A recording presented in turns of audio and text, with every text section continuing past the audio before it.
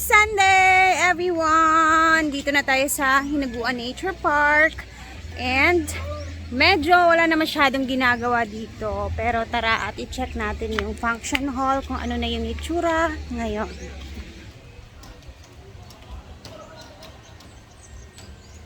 Parang gumaganon yung ano sa taas. Oh. Siguro sa init. Parang pumipitik ba? Ano? Yung mga polycarbonate. So timing talaga nung ano no, nung kasal na ulan paghapon. So as in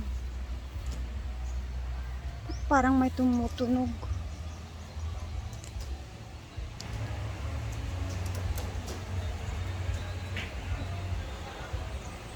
Siguro basa or whatever. Meron gumaganon guys ah. Tik tik. Gumaganon. Eto, andito pa din yung mga mesa na malalaki. Ayan oh. And sabi ni Brenda, hindi na daw muna kukunin. Dito lang daw muna to siya.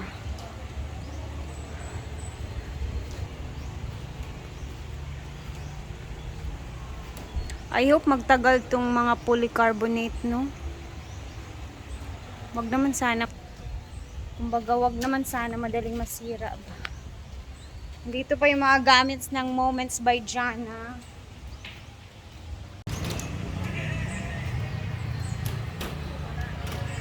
Siguro sa init yan. Ayan, oh. Or sa hangin siguro, no? Ewan ko kung bang naririnig ninyo, pero ayan, oh.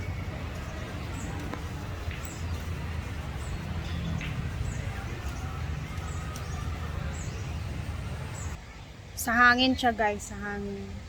Siyempre, ang mangyayari ngayon is magbabanding-banding kami dito mga batch 2005 dahil kagabi nag-alumni kami doon sa Shell namin sa plaza. So, ay para makita niyo naman yung ganap kagabi, eto, may clip tayo, kukunin ko lang yung mga sounds ha. Eto, tingnan ninyo. So, ito yung ganap namin kagabi. Ayan, nagkita-kita lahat ng mga kabatchmate namin sa high school. And then, yung iba, ngayon lang talaga namin nakita. And then, sobrang happy talaga pag nakita mo yung mga kaklase mo nung high school. Syempre, na ibabalik yung mga memories noon. Iba talaga yung moment sa high school natin hindi natin makalimutan. Tsaka iba yung bonding. Ayan, meron nga pala kaming 2 lechon dyan. And then, as in, nag-ambagan talaga lahat ng mga kabatchmate namin. Ayan, may mga free t-shirt kami lahat. And then may pa-cater din. And then, siyempre, dumalo na din talaga kami kasi nga, at least kahit papano, nakapag-cooperate naman din kami sa mga kabatchmate namin. And then, dito din naman sa saan. So, kami lang din talaga nakikita dito sa aming lugar.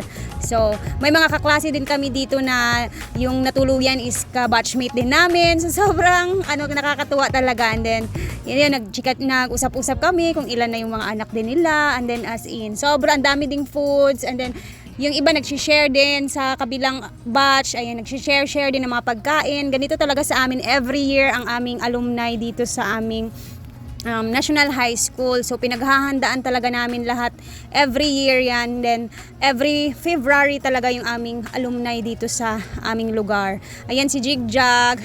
Yan yung mga kaklase namin. Si Jigjag talaga guys is kami talaga yung kaklase sa sa high school.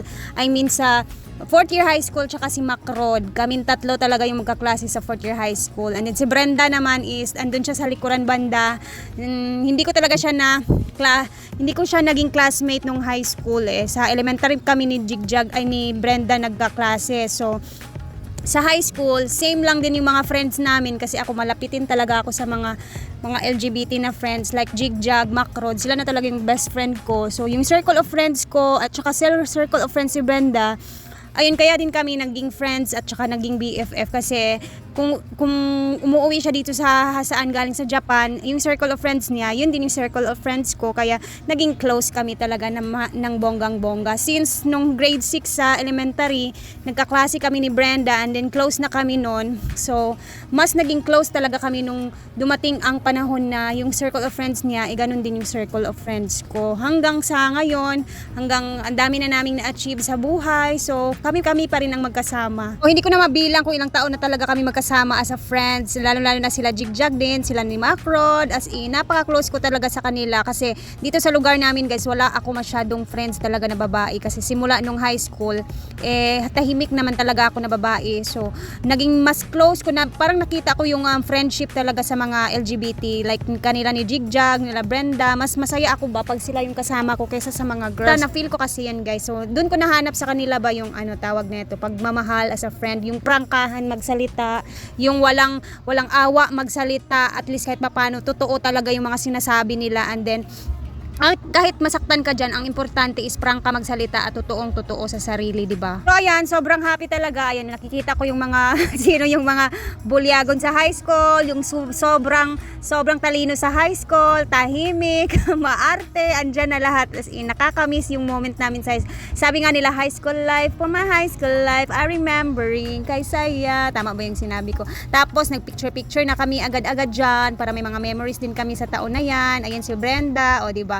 Sobrang famous ni Brenda sa amin. I mean, sobrang daming proud talaga sa kanya dito sa aming school kasi nga alam niyo naman, nakita naman talaga natin yung mga pinagdaanan niya at na-achieve niya sa buhay. So, sobrang happy talaga kami sa mga kaganapan namin sa alumni namin kagabi. Yun lang. So, ayan na guys, busy na talaga ang mga dito, mga madam. Ay, madam. Nagtutulungan po sila ang mga luto ng paa ng manok, adobo, taw, hadajay. Wala na mo direct taga hinaguan ha. Hinaguan mo ha. Andito si Brenda, ayan, nandito si Ivy dahil siya yung niya. Si Ivy ang magiging ikaw magluluto sa kinilaw. Mga yan to. Mayroon po siyang isdaan sa merkado guys. Dito naman yung iba nating mga kaklase, mga kabatch, ayan. Bit-bit nila yung mga anak nila. Tiday naman, si Tiday hindi ko na-bit. Mamaya pa si Tiday sa hapon para hindi masyadong crowded. And then nandito yung iba.